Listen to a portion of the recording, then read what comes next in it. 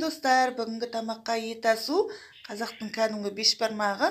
Осылай қазанға шамамен су құйып аламыз, және етімізді жуып саламыз. Не достар, бағана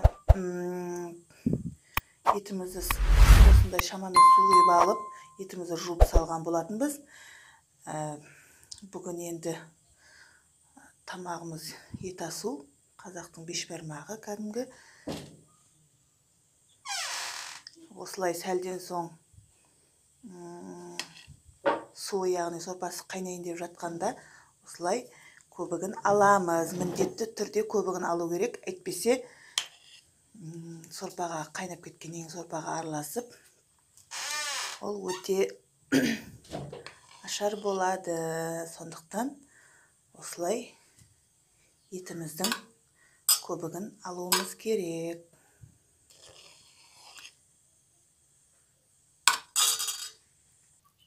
Мінекей, өстіп жаңа көбігімізді алып алғаннан кейін етімізді жаймен осылай қайнатып қоямыз. Етіміз солай қайнап жатқанда шамамен шайдың үлкен кесесімен 1-1,5 кесе қамыр илейміз. Яғни бір жайымға осылай ішіне жұмыртқасын салып аламыз. Шағында ұнымыз алып, яғни жұмыртқа қамыр езілмеу үшін, жақсы жылтырап пісу үшін осылай бір жұмыртқа қосып, қамырымызды илеп қоямыз. Етімізді жаймен қайнатып жатқанда мынадай жаймен суымызға қанжылым су қылып су аламыз. Соған тұз салып, қамырымызды илейміз. Міне біздің бастырған қамырымыз өте қатты да, өте жұмсақ та болмау керек. Осындай орташа қылып бастырып қоясыздар. Яғни етіміз пісуге жарты сағат қалғанда жазып салатын боламыз. Оған дейін өстіп төңкеріп жауып бастырып қоямыз. Өстіп етіміз жаймен қайнап жатқанда, яғни пісуіне 1 сағат қалғанда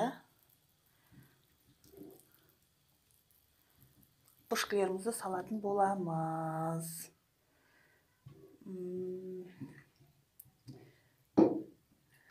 Қалауыңызша сәбіз қоссаңыздар да болады, қоспасаңыздар да болады. Яғни мен өзім сәбіз қосып жасаған жақсы көрем.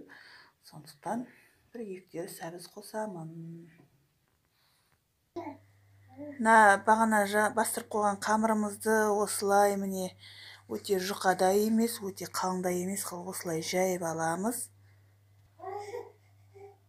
Осылай жайған қамырымызды мінекей бүйтіп оқтауға орап кесетін боламыз. Міне жаңа оқтаудағы кескен қамырымызды осылай осы көлемде кесетін боламыз. Осылай қазанымыз қайнап атқанда тұздығын дайындап алып, яғни тұздығына бұрыш, помидор қосып, өстіп сорпадан құйып қайнатамыз.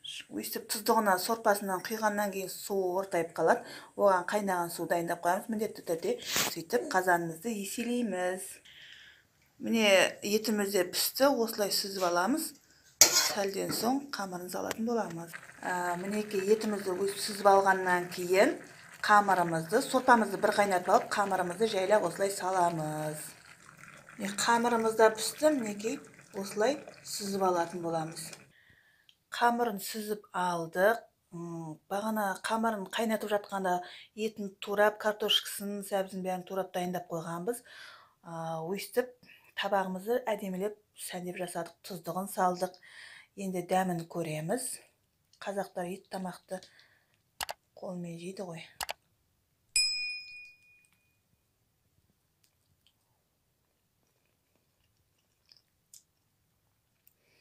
Дәмі сондай өте керемет. Сіздер де жасап көріңіздер. Қазақтың етіне не жетсін.